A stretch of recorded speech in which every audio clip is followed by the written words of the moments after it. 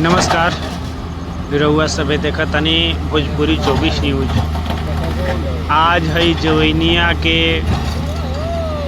गंगा तट पर आखिरी घर जौन बाच गई रहल हा, एकरो के सरकार के माध्यम से तोड़ दिहल गई।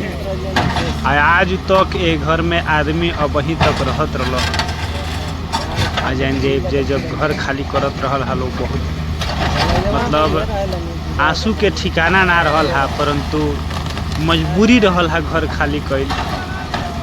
ए से कि हई एगो घर के चलते पूरा गांव गंगा में जा सकता, काहे कि एजा जौन ठोकर बांध के निर्माण होता ओकरे बीच में ई घर आवत रहल हा। ए के वजह से आज सरकार के आदेश के अनुसार घर तोड़ दिहल गई।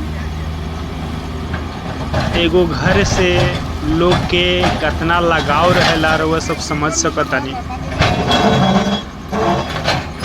जे विधि के विधान के अब केहू टाल नहीं सकत, लेकिन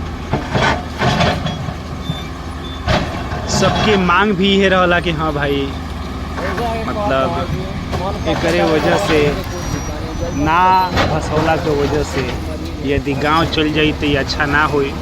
एक के वजह से घर वालों के तैयार भइलन। सरकार से हम आशा करतनी कि बहुत जल्द से जल्द इनकर मुआवजा भी मिल जाए। अधिकारी लोग से बात भी हम एकरा बारे में कईनी हा, अधिकारी बोलल हालो कि मतलब एह लोग के जमीन चिन्हित कर दिहल गइल बा, जाके बता दिहल गइल बा, और मुआवजा के पैसा भी बहुत जल्द से जल्द वो लोग के खाता में आ जाई। हम आशा करतनी कि हफ्ता दिन के अंदर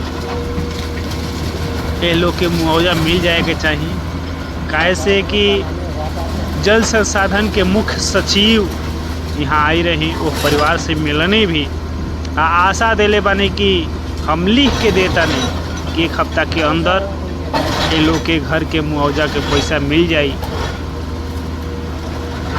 बस ई जवैनिया गांव के आखिरी घर रहल हा, देख के लोग बहुत भावुक भी भइल हा।